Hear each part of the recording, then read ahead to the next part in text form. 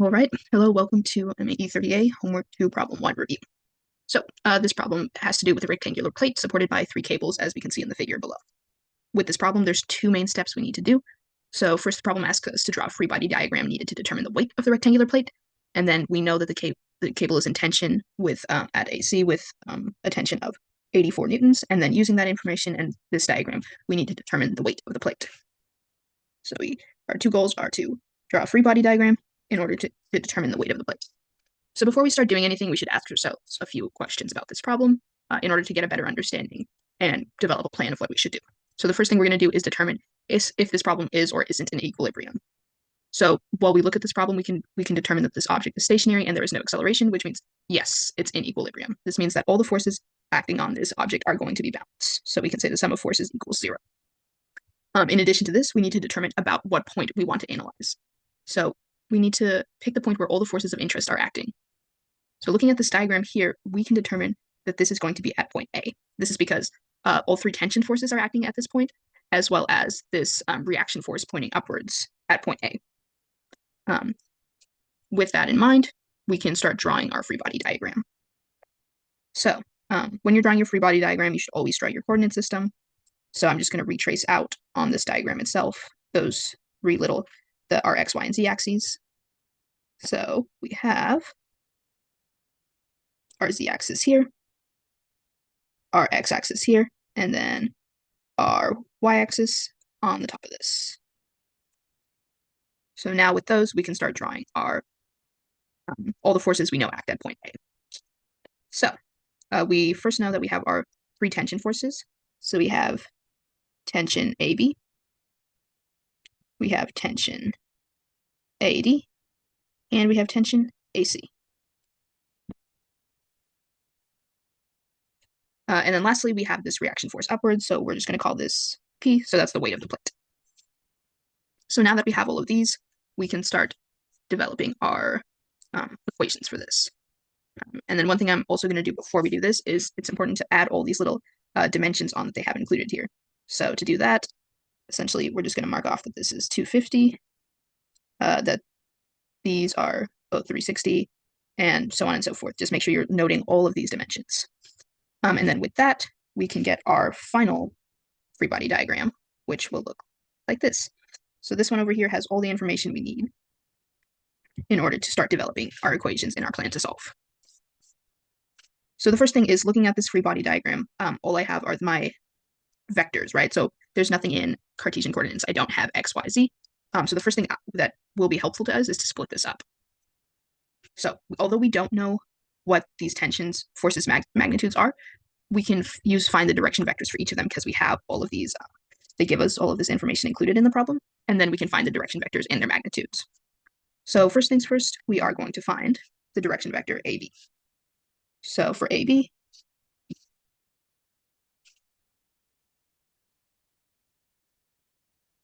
we can look at this diagram and we can determine, okay, what is our magnitude in the x directions? And we can see with this value here, sorry, I'm going to highlight this. This 320 here shows us that we're going negative 320 for the x-axis. And then we can see in the y direction, we are going negative 480.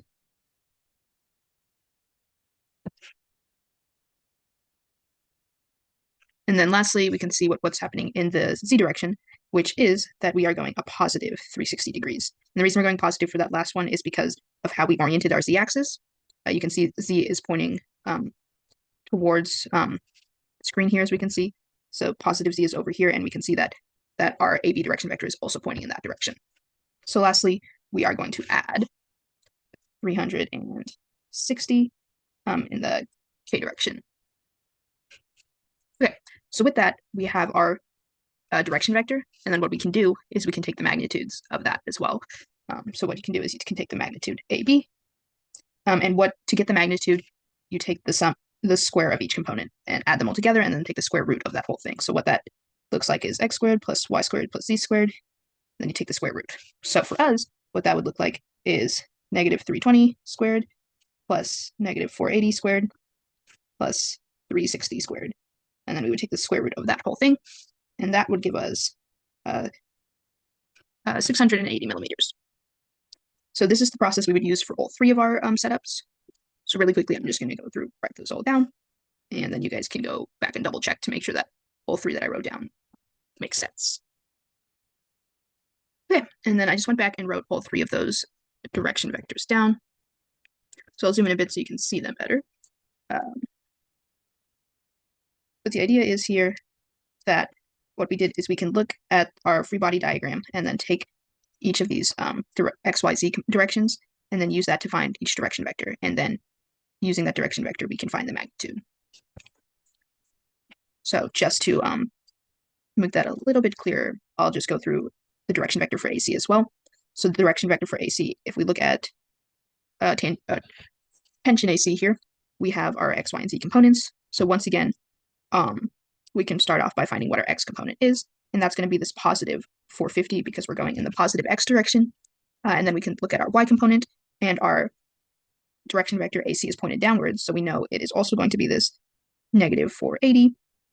And then lastly, we can look at our z component. And once again, our z is pointing in the positive direction, and we have this dimension here, so we know it is going to be positive 360.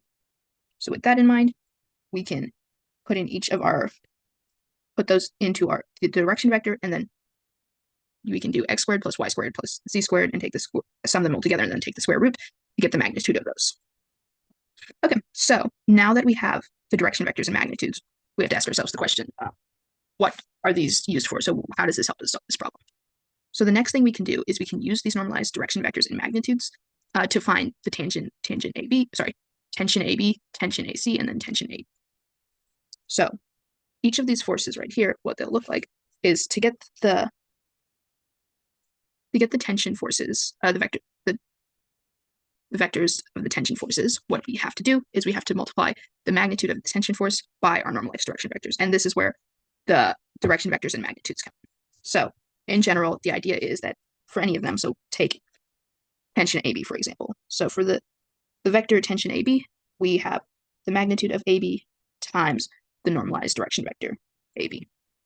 And then expanded a little, what that'll be is the magnitude of tension AB is equal to the direction vector AB over the magnitude of that direction vector. So what we can do with that is we'll plug in all the information we know here. So we don't know what tension AB is yet, but we do know what the rest of the information we need here is. Right, so we have we have direction vector AB and then the magnitude AB as well. So we can plug all of those in to this, and what that'll get us is we can have negative 320 in the x direction minus 380 in the j direction plus 360 in the k direction, and then divide that all by the magnitude of 680. So then we can just simplify this a little bit more, and what that'll get us is minus 8 over 17 in the I direction minus 12 over 17 in the j direction plus 9 over 17 in the k direction. And then this will all be multiplied by the magnitude of our tension in the AB direction. So a similar process will be followed for all of these. So I encourage you to pause it here, try that out, and then I'll pause mine as well and then write the rest of the setups for y'all. So okay, here I have added those three tension forces, the vectors of them, using what we knew about the normalized direction and the magnitude of the tension forces. So now we have our tension forces, and we need to use a little bit of knowledge from our free body diagram earlier to move forward. The next step we have here is, now that we have all the components, we know all of our forces and tensions acting on this object. What is the setup we need to, or what do all these forces sum to? So earlier we found that the sum of forces up here, we found that the sum of forces equals 0, right? So what this means is that the sum of forces, which equals tension AB plus tension AC plus tension AD plus P equals 0, right? And the reason, once again, that we know it equals 0 is because it's in equilibrium. So using that information, we can now substitute in our three values that we got for these tension vectors and then set up a systems of equation. So if we go, I'm going to scroll all the way down here. what we can do is say, okay, I'm going to rewrite that equation for us.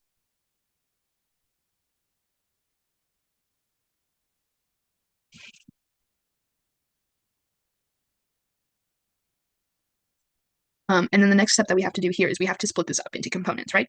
So we just can't add this all straight across because we have our x, y, and z components for each thing. So using all of this information we found above here, we can plug all of that in to get three separate equations. So for example, that first equation that we have here, I'll just do the I direction first. And this I direction, or the x direction, will look like I will just be adding up all of these first ones here. So it'll be this -8/17 tension AB, this 0.6 tension AC, as well as this 5/13 AD. And specifically for this one, our P, which is the force as a result of the weight of the plate, does not have a x component, which is why it's not included in this first equation. So now that we know all of that information, we can go ahead and write it out. So we have this -8/17 tension AB plus 0.6 tension AC plus 5/13 tension AD. And then that's all in this I direction.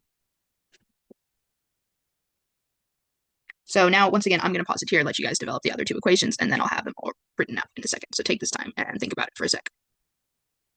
Okay, I hope you all had some time to write down those three equations. I'll just go over, once again, an example for the sum of forces in the y direction. So that's going to be this j component. So going through each of the equations above, we have this -12/17 tension AB.